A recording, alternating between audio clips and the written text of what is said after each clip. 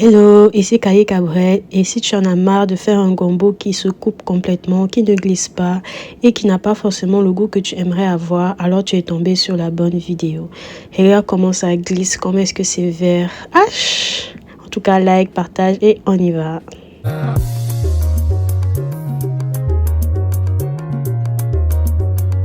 Alors, pour commencer, on va regarder avec notre gombo. Je suis seule, donc j'ai pas pris beaucoup. Et nos condiments de base, tomates, poivrons, poireaux, oignons, ail. Et bien sûr, des graines qu'on a au Cameroun, on appelle ça le ginseng. C'est vraiment ça qui va donner la saveur à ton gombo. Du coup, ne néglige surtout pas. Et aussi du sel gemme, on appelle ça kamwang au Cameroun. Mais tu peux aussi utiliser du bicarbonate. Et bien sûr, notre poisson. Aujourd'hui, j'essaie de faire avec du poisson fumé, des crevettes séchées.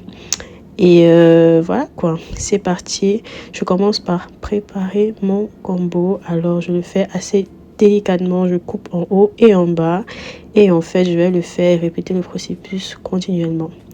Alors, déjà, cette recette, on va la faire sans cube. Je sais qu'il y a beaucoup de gens qui mangent du cube en général.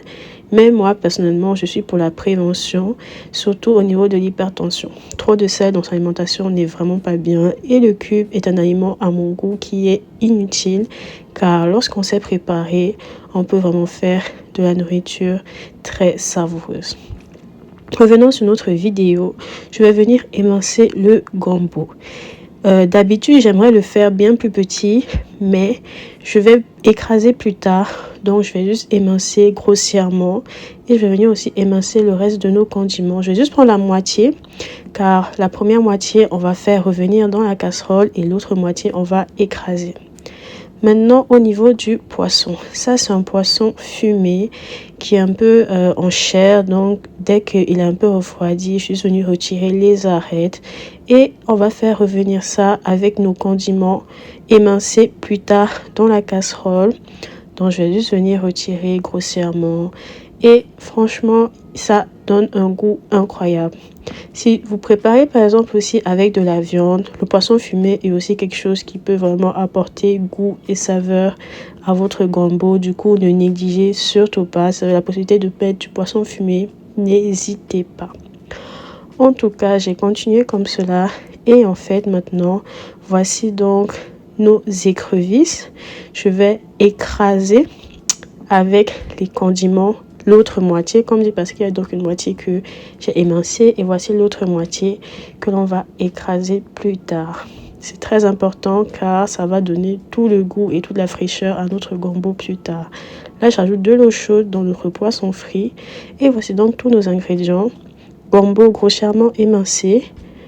Dans une part, ce qu'on va écraser avec nos écrevisses, notre ginseng aussi, surtout, c'est ça qui est vraiment important. Et maintenant, nos légumes émincés, notre poisson fumé et tout le reste. Alors, ici, je mets tout ce qu'on va écraser. Et en fait, je vais vraiment venir écraser. Ça, en fait, c'est ce qu'on va un peu appeler les condiments. C'est ce qui va venir, en fait, redonner fraîcheur à ce qu'on va faire frire plus tard. Donc, j'écrase et je mets de côté. Et maintenant, passons à la partie intéressante de cette vidéo qui est comment avoir un gombo gluant et qui va rester vert. Le secret, c'est le sel gemme.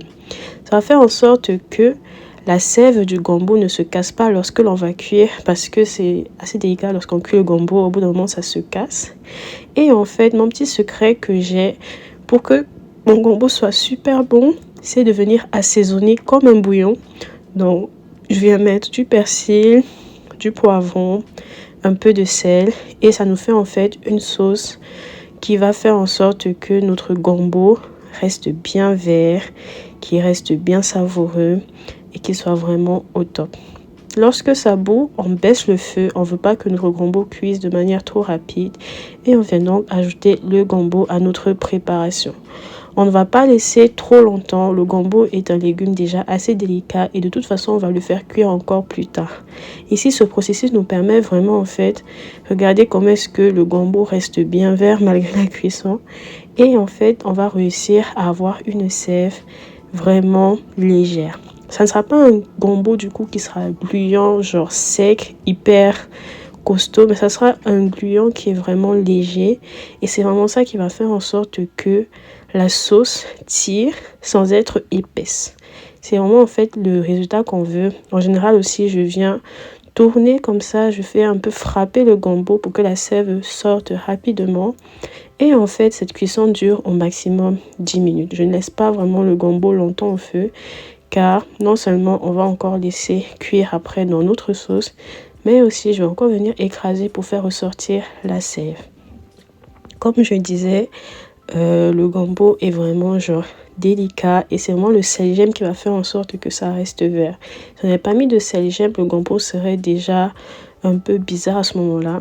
Désolée, ma caméra n'a pas filmé, enfin j'ai oublié de mettre le bouton pour filmer. Mais voici donc en fait le poisson fumé et l'oignon et l'ail que je suis venue d'abord faire revenir en même temps, tout en même temps, sans huile, sans rien, pour que l'eau sorte, désolée. Et en fait, lorsque j'aurai terminé de tourner, vraiment tourner pour que ça ne grille pas, je vais rajouter un peu d'huile, vraiment pas beaucoup. On fait attention à notre santé. Et en fait, c'est ça qui va venir faire en fait en sorte que notre poisson va faire sortir ses saveurs. On aura nos légumes. On va laisser cuire quelques temps. Et en fait, lorsque ça commence un peu à déjà être plus ou moins cuit, quand vous voyez que l'oignon est déjà plus ou moins cuit, on va donc venir ajouter nos condiments. Secret vraiment, c'est le ginseng et les écrevisses. Ça sent tellement bon. Pas besoin de rajouter du cube à cette étape-ci. Là, en fait, on est en train de faire notre bouillon pour la suite. Si vous aviez, par exemple, même de la viande, ça aurait été super. En tout cas, maintenant, là, on va écraser le gombo qui est un peu refroidi. On va juste écraser grossièrement. J'ai d'abord donc du coup coupé. Comme ça, en fait, comme vous pouvez le voir, le mélange reste encore très vert. Le gombo, du coup, je vais venir le rajouter dans notre bouillon qui est un peu cuit. Désolée une fois de plus, ma caméra n'a pas filmé. Mais du coup, lorsque le bouillon avec les condiments était à moitié cuit, je suis venue rajouter le gombo. Et regardez comment est-ce que ça tire. C'est un bouillon qui n'est pas agressif. Et du coup, là, je vais rajouter le poisson. J'avais aussi mis de côté encore une partie des condiments. C'est vraiment ça, une partie des condiments qui avait déjà cuit du coup. Ça va encore venir soulever le goût de notre gombo. Et en fait, voilà, on a fini. Et voilà quoi. En tout cas, comme dit, le vrai secret du gombo, c'est vraiment cette partie où on fait attention. On ne met pas tout en même temps. On ne fait pas le gombo en même temps. On va juste mettre le gombo plus tard, à la fin, et faire revenir le tout avec les condiments. Alors là, maintenant, je suis en train de faire le complément. J'ai décidé de faire du foufou. C'est donc la farine de manioc. Mais je pense que la farine de manioc que j'ai prise n'était pas de très bonne qualité. Je crois qu'elle n'était pas fermentée car j'ai pris une farine de manioc originaire du Ghana. Et je pense que eux, ils ne fermentent pas la farine de manioc car lorsque j'ai voulu faire mon foufou, c'était vraiment compliqué. En tout cas, je ferai une vidéo spéciale par rapport plus tard. Mais voici donc notre foufou et je vais venir faire mes boules de couscous avec.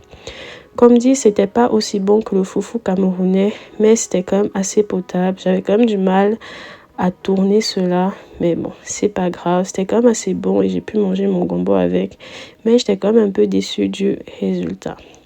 Comme dit, vous pouvez le faire aussi avec du couscous de maïs. Parfois, certains mangent même leur gombo avec du riz. Mais voilà, j'ai décidé de faire mon foufou. Et voilà quoi.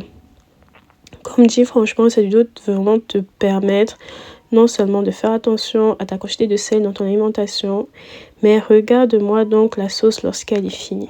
Elle n'est pas trop verte, mais même quand c'est froid, ce n'est pas épais. C'est une sauce qui glisse, mais qui n'est pas épaisse. Et c'est vraiment genre ça qui fait la différence. Et ça donne fraîcheur, goût. J'ai rajouté donc le poisson. On n'a pas aussi fait cuire le poisson très longtemps. Et voilà quoi. J'espère que cette vidéo t'a plu. N'hésite pas donc à liker, à partager autour de toi. Et aussi essayer à me dire comment est-ce que tu as trouvé cette recette chez toi. Et voilà quoi. On se retrouve prochainement pour une autre vidéo. Allez, bisous. Bye bye. Bon appétit.